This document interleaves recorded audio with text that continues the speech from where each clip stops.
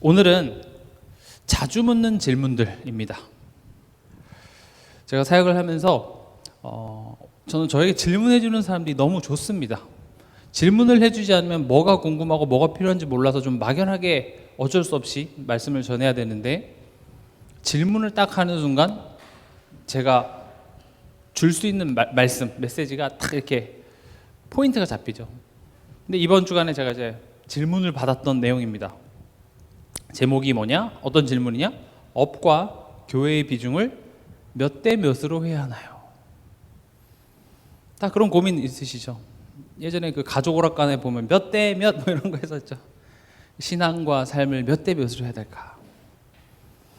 뭐 생업 때문에 이제 이렇게 교회에서 이렇게 하는 활동들을 뭐 어느 정도까지 해야 되는지, 또 이제 뭐 학생들 같은 경우도 뭐 이제 수험생이 된다든지 그러면 이제 옛날처럼 이게 교회에서 보낼 수 있는 시간이라든지 이런 것이 없기 때문에 이런 걸 고민합니다. 바쁜데 주일만 이렇게 딱 지키면 어떻습니까? 이제 이런 질문들을 받아요. 그럼 이제 우리가 첫 번째로 좀 생각해 봐야 될 것이 질문의 의도입니다. 항상 우리가 어떤 반응을 보이고 행동을 보일 때는 그 행동이 그냥 나오는 게 아니라 그 내면의 어떤 상태가 그런 행동들을 만들어내는 거거든요. 하와가 선악과를 그냥 따먹은 것 같지만 벌써 마음속에 하나님에 대한 불신이 시작됐기 때문에 그런 행동이 나왔죠.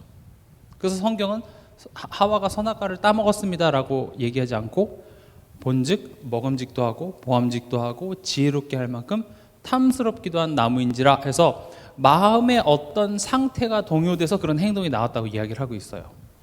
그렇다면 우리가 이런 질문을 하게 되는 내 내면의 상태를 먼저 점검하는 게 중요합니다. 만약에 내가 이런 질문을 하면서 정말로 하나님의 뜻이 궁금해서 질문했고, 그래서 그 하나님의 뜻이 무엇이든지 간에 내가 순종하겠습니다 라고 여러분들이 생각된다면 저는 이 질문 나쁘지 않다고 생각해요. 교회를 한 구로 놓고 업을 1로 놔라. 네, 그게 하나님 뜻이라면 그렇게 하겠습니다 라고 여러분들이 순종할 준비가 되어 있으면 좋은 거예요. 하나님의 뜻이 궁금했던 거예요, 나는. 근데 아마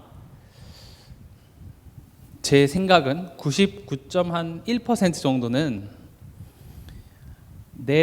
내가 하나님의 뜻을 찾기보다는 이 타협점을 지금 찾고 싶은 겁니다. 하나님, 어디까지 해야 괜찮나요? 어디까지 해야 안 혼나나요? 그거 물어보는 거예요. 제가 아이들이랑 그 집중력 훈련할 때도 영어 단어 외우라고 하니까 몇 개 외우면 돼요? 그래서 10개 이상 통과하면 돼 하니까 애들이 딱 10개만 외우는 것. 그런 느낌인 것이죠. 이런 말이 있습니다. 답정너. 답은 정해져 있으니까 너는 대답만 해. 답정너입니다. 애초에 사실 우리는요, 하나님의 뜻이 궁금해서 질문하기보다는 내가 이미 이럴 거예요. 하나님 마음에 들어요, 안 들어요? 안 든다고 하면 안 할 것도 아니에요. 마음에 안 들어요? 아유 죄송해요. 그럼 제가 그냥 알아서 할게요가 되죠. 근데 애초에 이런 질문을 하는 이유는요, 왜 하냐? 현실이 힘들어서 그렇습니다. 다 여러분들 마음속에는 그래, 내가 하나님께 온전히 내 삶을 드리고 내가 헌신도 하고 다 그렇게 하고 싶어요. 마음은 누가 안 그렇겠습니까? 근데 현실이 힘드니까 자꾸 이제 내 마음속에 어떤 그런 조바심과 불안함 때문에 이런 타협점을 찾는 것이죠. 힘들어서. 그리고 내 삶에 여유가 없어서 그래요. 그러니까 교회 안에서도 그 개인주의라는 그런 부분들이 팽배한 이유도 사실은 내가 힘이 없고 내가 여유가 없어서 그래요. 우리 집이 지금 먹고 살기 힘들어 죽겠는데 남편이 돌아다니면서 불쌍한 사람 도와준다고 하면 누가 좋아하겠습니까? 그렇죠? 그럼 애초에 저는 이제 이런 질문들을 할 때 먼저 이런 부분들을 좀 점검해 봅니다. 어떠십니까? 많이 요즘 힘드십니까? 많이 좀 여유가 없으십니까? 대부분 이럴 거예요. 근데 이런 부분보다 더 궁극적으로는요, 이 신앙생활에 대하여서 오해하고 있기 때문에 그렇습니다. 그러니까 사실은 오늘 이 질문은 신앙생활이 뭔지 몰라요? 라는 거랑 똑같은 질문이에요. 신앙생활. 지금 비중을 물어봤잖아요. 몇 대 몇을 해야 되나? 근데 비중이 문제가 아니라 신앙을 삶과 이렇게 분리해서 생각하는 그 자체가 지금 오해가 된 거죠. 그러니까 삶 따로, 신앙 따로. 지금 이렇게 생각합니다, 사람들이. 그래서 신앙이라는 것은 어떤 내 삶의 한 부분쯤으로 여깁니다. 그래서 우리가 이제 신앙생활하면 이 신앙이 있고 그다음에 이제 내 삶이 있는데 이렇게 비중을 내가 신앙 쪽에 많이 두면 하나님이 그걸 기뻐해서 내 삶을 살아가는 데서 하나님이 도움을 주시고 복을 주신다 이렇게 받아들이죠. 이게 복 받는다. 근데 만약에 반대로 내가 신앙을 조금 덜 하고 내 삶을 크게 하면 이제 벌 받는다 이런 식으로 가져가는 거죠.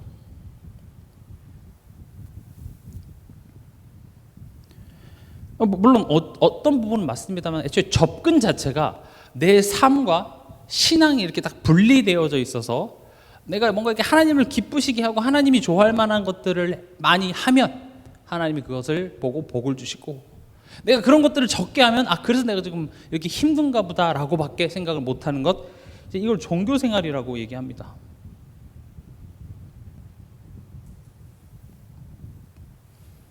이따 뒤에서도 말씀드리겠지만 우리의 삶과 신앙은 따로 있는 게 아닙니다. 신앙 안에 우리의 삶이 있는 것이죠. 그걸 오늘 지금 설명드리고자 합니다.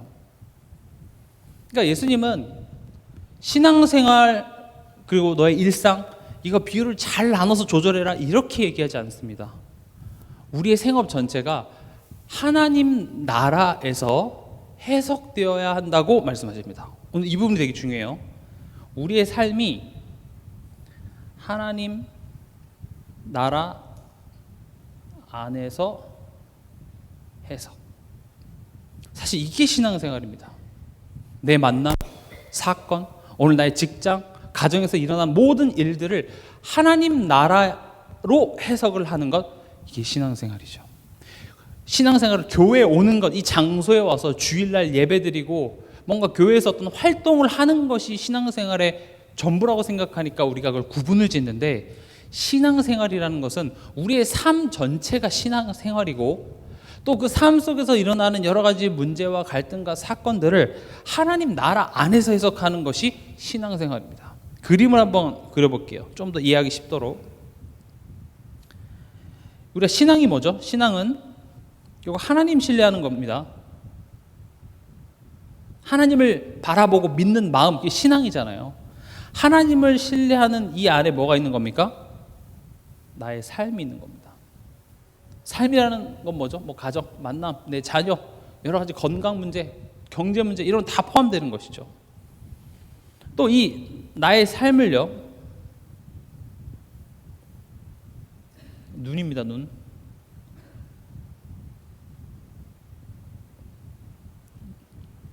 속눈썹이에요 이거.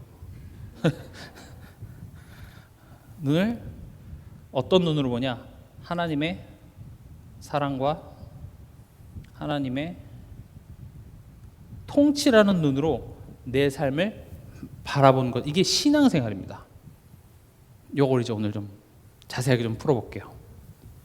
그러니까 신앙이 이렇게 있고 내 삶, 일상, 자녀 이런 게 이렇게 따로 있어서 내가 이 신앙에 좀 강조점을 많이 두면 하나님이 이제 이렇게 복을 주는 이런 개념이 아니라 애초에 나의 삶이 이 하나님과의 관계 안에 있다라고 보는 것을 신앙생활이라고 한다고 말씀드렸습니다.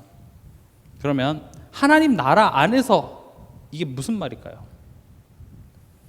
하나님의 나라라는 것은 죽어서 가는 천국을 의미하는 게 전부가 아니라 통치를 의미합니다. 하나님의 나라 하면 통치 이렇게 생각하시면 됩니다.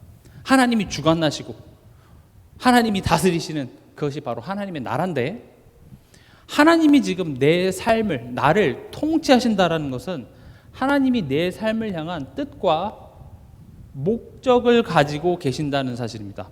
내가 그냥 살아가는 것 같지만, 내가 구원받고 하나님 자녀 됐으니까 이제 내 삶을 살아가는 것 같지만 아닙니다. 여러분들의 인생은 하나님의 뜻과 목적 속에서 하나님께서 지금 살려두시는 것입니다. 그 목적이 다 이루어지면 하나님께서는 영원한 천국으로 데려가실 것입니다. 그러면 그 뜻과 목적이 뭐냐?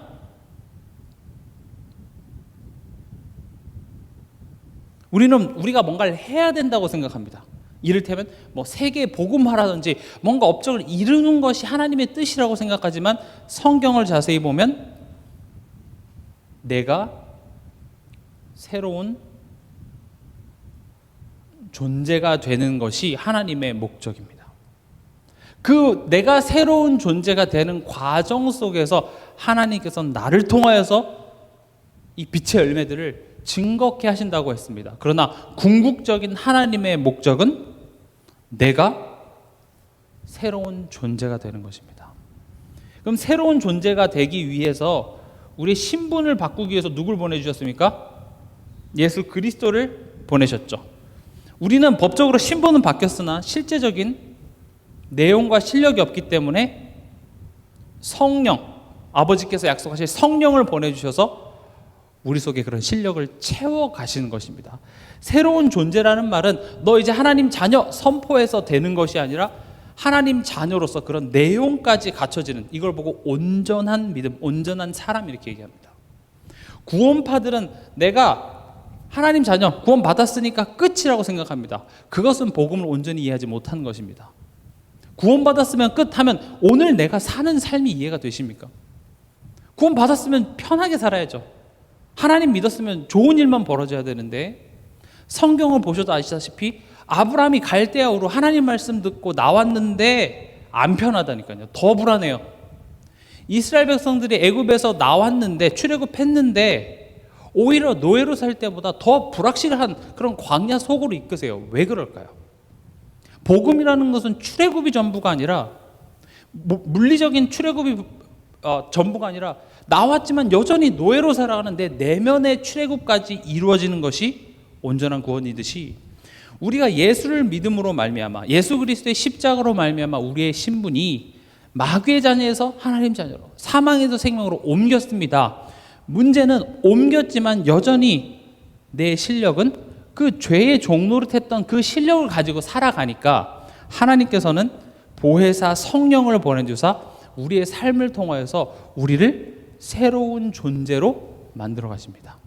그래서 우리로 하여금 자꾸 십자가 앞에 서라, 예수 앞에 서라, 이런 말이 예수님 사진 앞에 가 있어라, 그냥 십자가 앞에서 바라보라, 이런 차원의 내용이 아니라, 십자가를 바라보면서 그래, 예전에 나는 죽었음을 다시 기억하고 예수님이 부활하셨을 때 나 또한 더 연합한 몸으로 다시 부활했기 때문에, 여기서 말하는 부활은 내가 새로운 존재로 거듭났다라는 것을 예수님의 십자가를 통해서 다시 한번 확인하는 겁니다.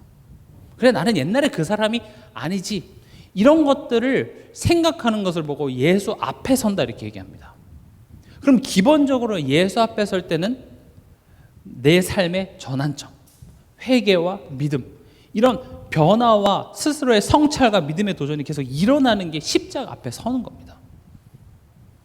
십자가 앞에 서는 것이 퇴마하는 게 아닙니다. 드라큘라나 이런 그 서구 영화 보면 귀신 나타나면 뭐예요? 십자가 이렇게 하죠. 날 힘들게 하는 거 다 귀신이야, 십자가. 십자가 앞에 서는 건 그런 게 아닙니다.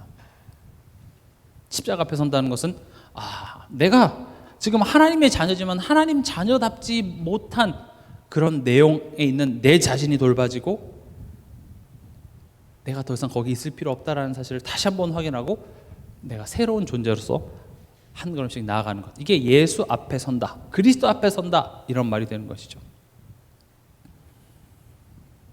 그래서 구원받은 이후에 우리가 천국을 가지 않고 이 땅에 사는 그 삶에서 일어나는 모든 만남과 사건들이 뭡니까? 우연이 아니라 하나님의 뜻과 목적을 이루는 재료가 된다는 사실을 꼭 기억하시기 바랍니다.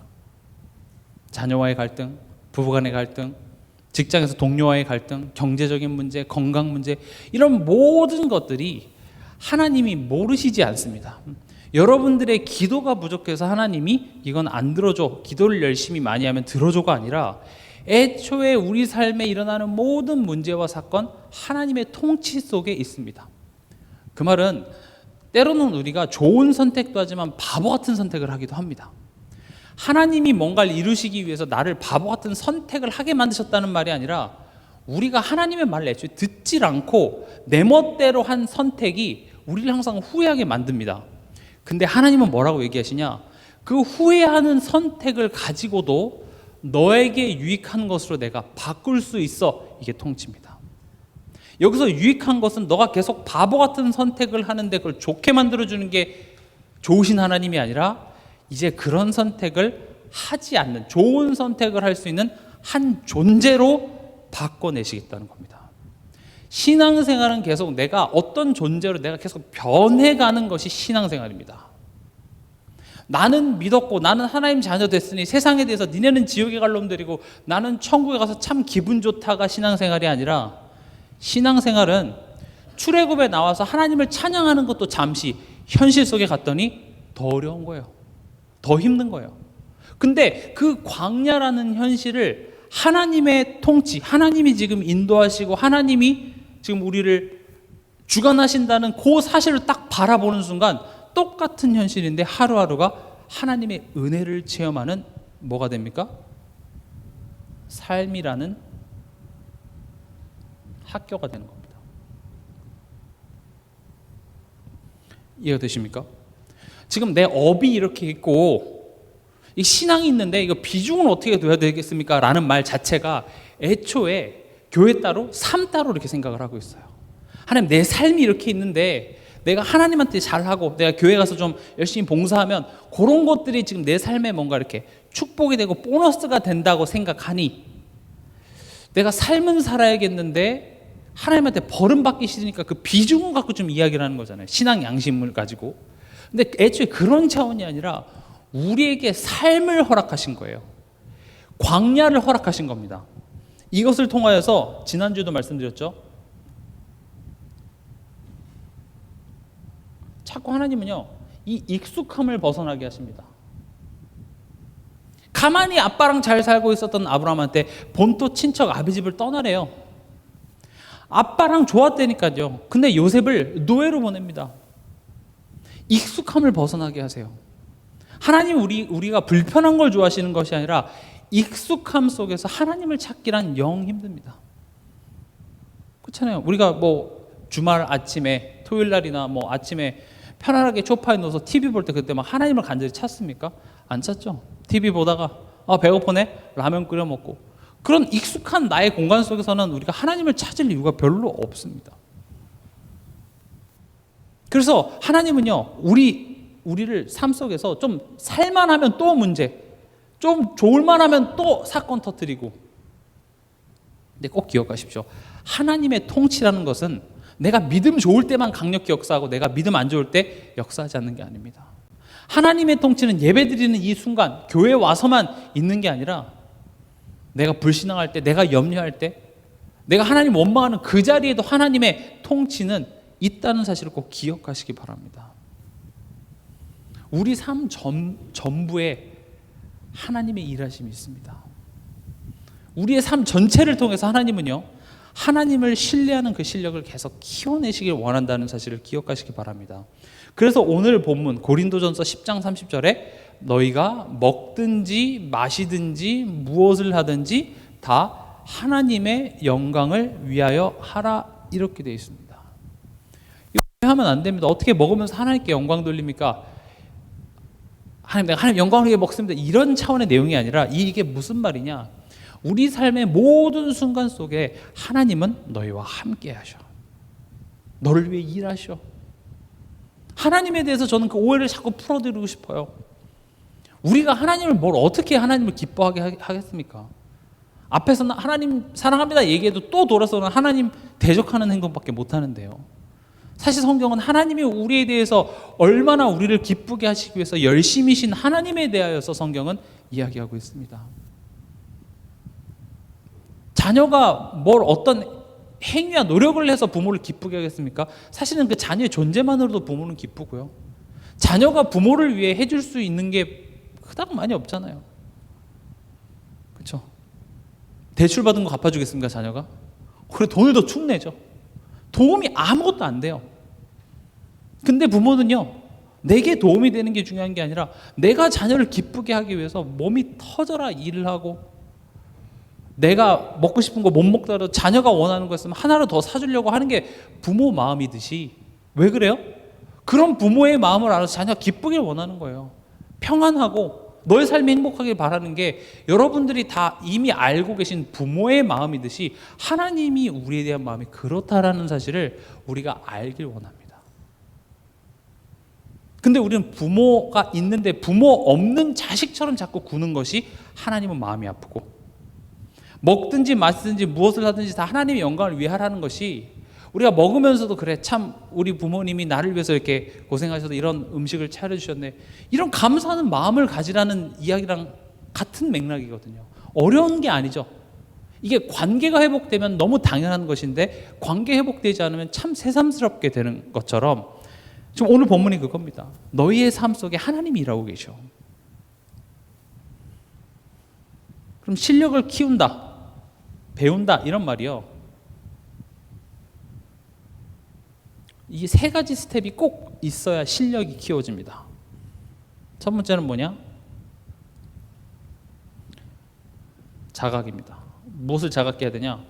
내가 못하는 것, 또 틀리는 것. 그러니까 내가 뭘 모르는지, 뭐가 내가 좀 이해가 안 됐는지를 아는 것이 배움의 시작이에요. 그리고 뭘 해야 됩니까? 답을 확인합니다. 그리고 뭘 합니까? 문제를 풀고 틀렸네, 그리고 답 한 집 와서 3번이 답이었네 하고 넘어가면 그거 내 거 안 됩니다. 그 다음에 뭘 해야 돼요? 또 문제를 풀어봐야 돼요. 그래서 반복입니다. 언제까지요? 좀 어려운 말일 수 있습니다. 체화, 내게 될 때까지, 몸에 배일 때까지. 그 UFC 선수, 뭐 복싱 선수 이런 사람들 훈련하는 거 이렇게 유튜브 영상에 떠서 보니까 그냥 이렇게 스파링만 하지 않더라고요. 그냥 주먹을 내 던지는 게 아니라 이 선수의 체력을 완전히 바닥까지 만들어요. 정신없이. 그 다음에 싸우게 하는 거예요. 그럼 나보다 훨씬 실력이 낮은 상대임에도 불구하고 내가 체력이 떨어져 있으면요, 내가 이거 생각을 못해요. 정신이 없어요. 근데 그렇게 극한 상황 속에서 내가 습관적으로 그냥 나오는 그 펀치가 결국은 우승을 가르거든요. 올림픽의 운동선수들도요, 그렇게 극한 상황 속에서 내가 무의식적으로 나오는 그 펀치 하나, 그 발 스텝 하나, 그걸 위해서 매일매일 한계를 넘는 연습을 하듯이, 사실 우리의 신앙생활에서도요, 그냥 우리가 아무 일 없고 편안하고 좋을 때 예수 그리스도 고백하는 건 너무 쉽습니다. 근데 가정 안에서 서로 죽일 듯이 목소리 언성이 높아지는 그때에 내 마음속에 어떤 고백이 나오냐가 사실 우리의 진짜 신앙의 민낯입니다. 그래서 우리가 평상시 때 예배를 통하여서 나 혼자의 그런 시간을 통하여서 사실은 연습을 하는 거예요. 진짜 실전은 언제요? 내 자존심이 긁혔을 때, 속이 상했을 때, 너무 억울할 때, 그게 사실은 실전이에요. 그래서 제가 금요일에도 말씀드렸잖아요. 그렇게 내가 너무 열이 받을 때 내가 찬송과 가사를 보지 않고 내가 읊조릴 수 있는 찬송이 나에게 있습니까? 그때 어떤 시대적인 메시지가 나를 살리는 게 아니라 그 한 문장이에요. 그 생각, 그 생각이 나로 하여금 정신 나가게 만드는 게 아니라 나를 붙잡아 주는 거예요. 그거 잡지는 거예요. 그거. 제가 오늘 한 40, 50분 이렇게 이야기한다 해도 그거 다 기억 못 나잖아요. 강단 말씀을 듣고 한 주간의 메시지를 많이 들어도 화가 나거나 열받거나 뭔가 위기가 됐을 때 그런 게 전혀 떠오르지가 않습니다. 근데 그때 한 문장, 한 단어, 찬양의 그 한 소절, 이런 것들이 내 마음속에 싹 떠오르면서 그게 나를 다시 제자리를 찾게 도와주는 거죠. 그것을 위해서 우리는 평상시 괜찮을 때 우리의 영적 상태를 이렇게 연습하는 겁니다. 그러니까 우리의 삶을 보면 어떤 문제와 사건을 통해서 내가 지금 뭐가 문제인지, 내가 뭘 모르는지 몰라요. 알아도 그냥 내가 이게 틀렸는데 그냥 그럴 끝이야. 답을 봐야죠. 답이 뭡니까? 말씀 앞에 서야죠. 근데 또 어떤 개념, 나 복음 알아. 그리고 또 끝이 나요. 우리가 스스로 한번 생각해 보세요. 나는 복음에 대한 개념만 이해하고 있는 것은 아닌지. 그런 사람의 특징이 뭡니까? 말은 잘합니다. 아마 그런 사람이라고 해서 그렇지만 우리 다 그렇습니다.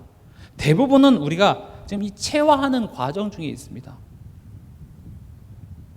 그러니까 남들이 하는 잘못은 크게 보이고 정작 내가 지금 잘못하는 것은 잘 안 보이는 이유가 이런 부분들이 약해서 그렇습니다.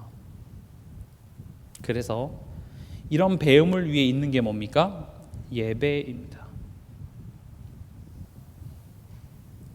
예배라는 것은요, 끊임없이 뭐가 일어나는 겁니까?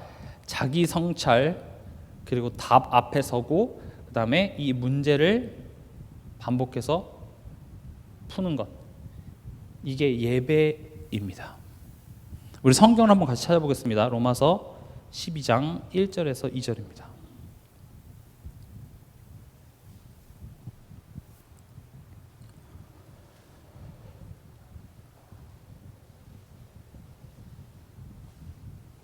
로마서 12장 1절에서 2절 합독하겠습니다. 그러므로 형제들아, 내가 하나님의 모든 자비하심으로 너희를 권하노니 너희 몸을 하나님이 기뻐하시는 거룩한 산 제물로 드리라.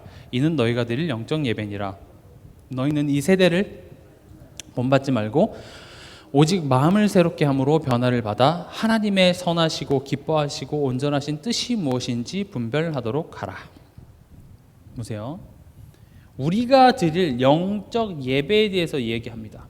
우리가 원래 예수님이 이 땅에 오시기 전에는 어떤 예배를 드려야 됩니까? 피제사를 드려야 됩니다. 제물을 드려서 그 제물을 죽이고 피를 뿌리고 각을 떠서 태워서 하나님께 드림으로 말미암아 우리 죄가 용서받는, 사함받는 그 피제사를 드려야 되는데, 예수 그리스도의 십자가 사건 이후로 우리가 드려야 될 영적 예배는 뭐라고 됩니까? 너희 몸을 뭘로 드려요? 산 제물로. 그럼 여기서 몸은 무엇을 의미합니까? 우리의 옛 체질을 의미합니다.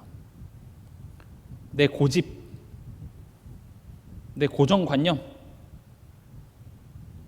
상처, 이런 것들이죠. 그것들을 태워버리는 순간이 예배입니다.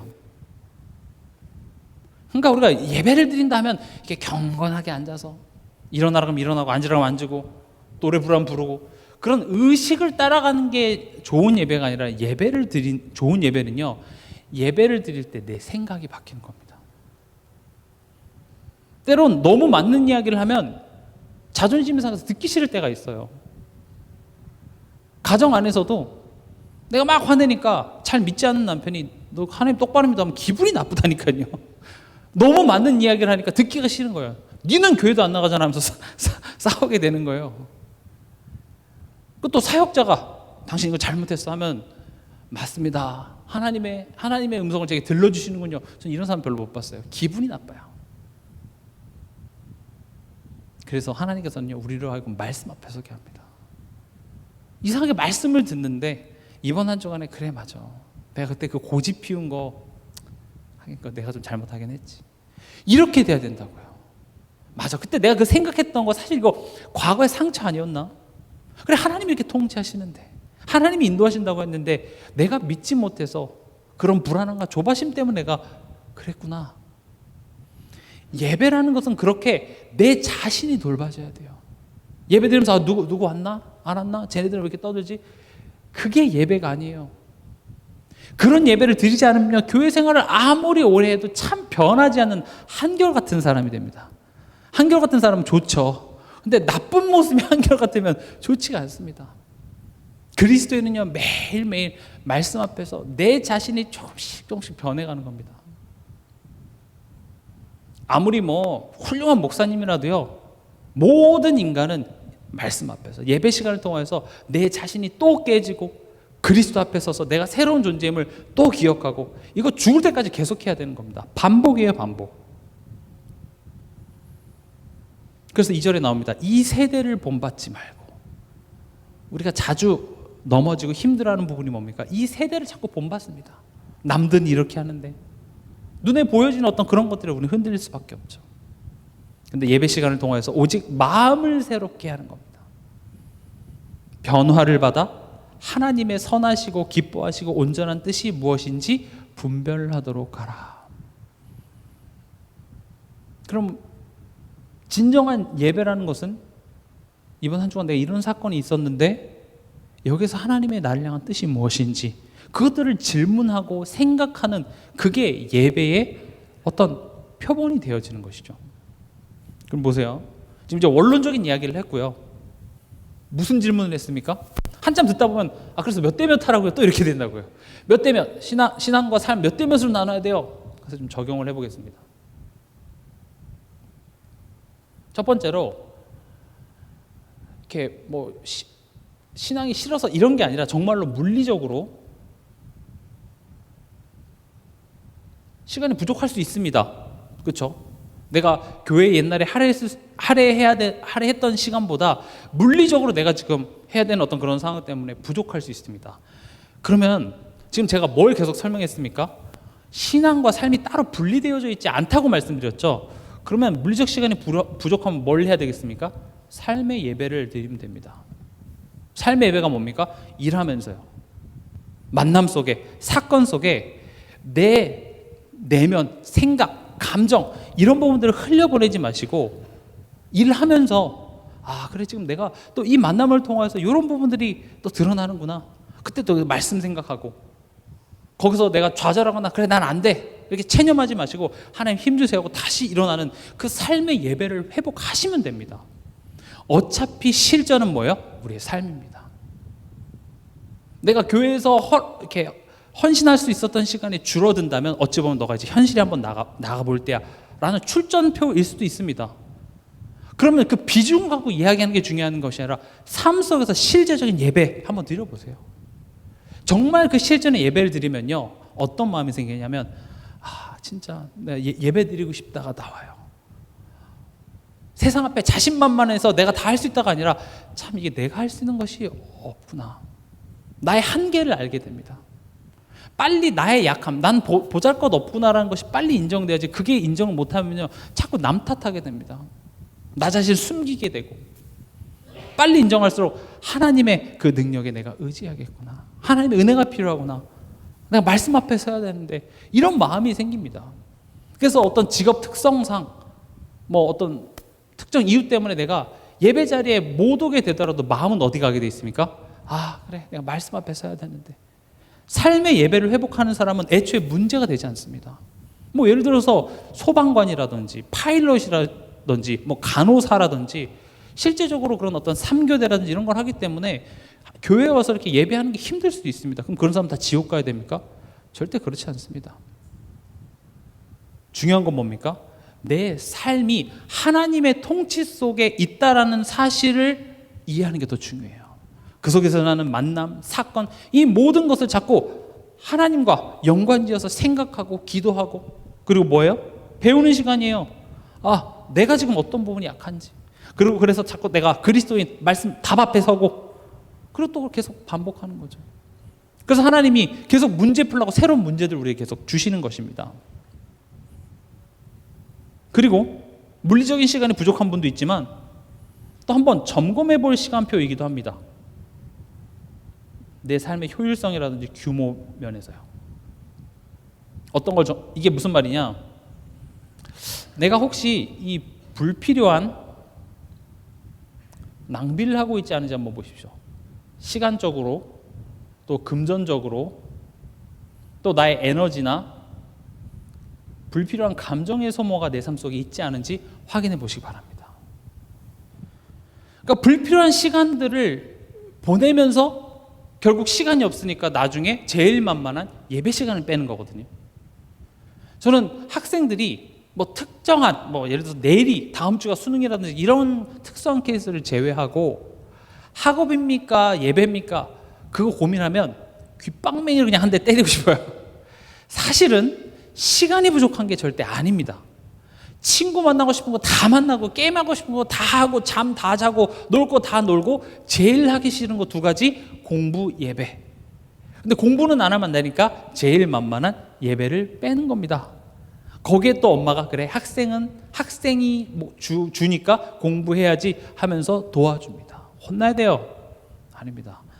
정말로 시간이 없는 케이스도 있겠지만 대부분은요, 내가 지금 내 삶의 시간 관리해야 될 때인 겁니다. 지금 내가 이렇게 시간이 부족하네. 그러면은 뭘 점검해 봐야 될 때요? 내가 지금 삶의 어떤 규모와 시간을 지금 삶의 시간에 대해서 내가 규모가 없진 않은지를 점검해 봐야 될 때지, 예배를 자를 때는 아니라는 겁니다. 금전적인 부분도 마찬가지입니다. 계속 경제적으로 뭔가 문제에 시달리면 내가 예배를 빼먹고 알바를 하나 더 가는 것이 방법이 될 수 있으나, 사실 가만히 보면 내가 불필요한데 지금 자꾸 돈을 쓰고 있진 않은지 생각해 보시라는 거예요. 가만히 보니까 내가 밤에 야식 먹고 외식하는데 지출이 어마어마하게 커요. 그것만 모아도 한 달에 뭐 예를 들어서 한 3, 40만 원이다. 그럼 그걸 줄이는 게 낫지 않을까요? 별로 어차피 건강에 좋지 않은 거. 근데 우리는 그런 것들을 하면서 돈이 부족하니까 주일날 그냥 1부 예배나 2부 예배만 잠깐 드리고 오후에 알바 가는 선택들을 하는 것이죠. 그게 과연 유익할까요? 그렇지 않을 거라고 생각합니다. 꼭 그런 날에는 막 이렇게 일당벌로 가다가 차 어디 긁어갖고 일당보다 수리비가 더 나오거나 딱지를 뗀다든지 이제 그런 것들을 통해서 깨닫자. 예배 갈 걸. 그리고 세 번째는요,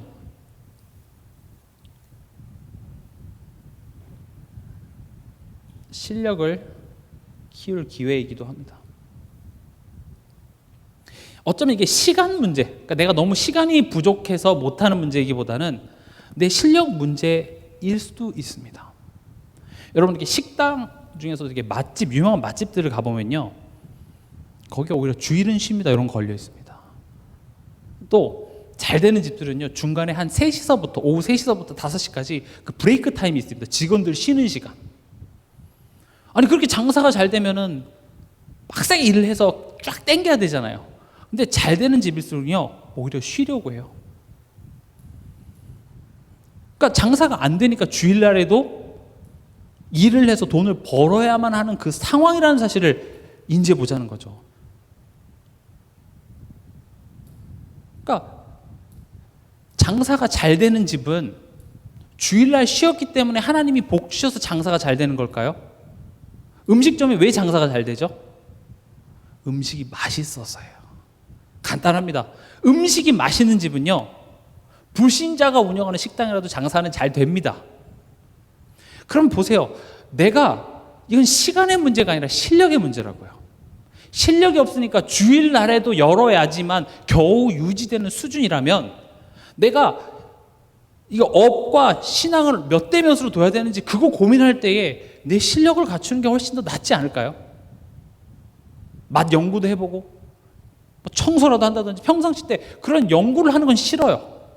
그러니까 그냥 안 되니까 하나님한테 도와달라고 해도 그게 약발이 안 먹히니까, 그럼 이제 도와달라고 하는 게 안 되니까 그 비중을 줄이고 그냥 내 일을 더 많이 하겠다는 그런 어리석은 선택을 우리가 하더라는 것입니다. 이해가 되십니까? 지금 오늘 제목이 뭐예요? 업과 교회의 비중을 몇 대 몇으로 해야 되나요? 우린 끊임없이 이런 갈등 앞에 놓이는데, 첫 번째 왜 이런 질문을 한다고요? 신앙생활에 대해서 잘 이해하지 못해서 그래요.